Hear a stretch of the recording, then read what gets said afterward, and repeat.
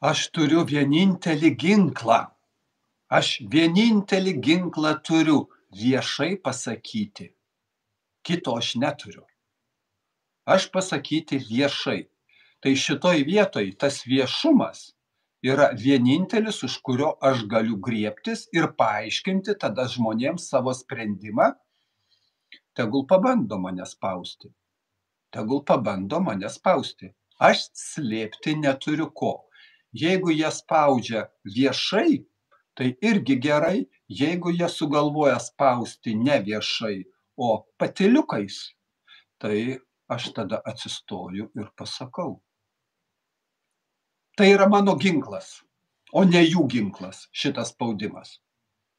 Ir priedo man tada reikia žmonių palaikymo mano pozicijos, nes tai, ką aš dabar sakau kaip savo poziciją, jeigu aš būsiu išrinktas, tai jau bus Lietuvos žmonių pozicija, o ne mano vieno asmeniškai. Ir tokiu atveju vėl Lietuvos žmonės gali irgi nuspręsti, ar toliau laikytis tos pozicijos ar ne. Tai čia jau pateikimo klausimas, bet aš manau, kad jeigu jau nusprendžiam, tai zigzagais nevažinėjam ir neslidinėjam pirmyn atgal. Lietuva turi būti nepriklausoma, neutrali, mano supratimu, jeigu mes nenuspręsime kitaip. Ir Lietuvos žmonės turi spręsti savo likimą, o ne Maskvoj, ne Briusely, ne Vašingtone. Ir aišku, ne Varšavoj.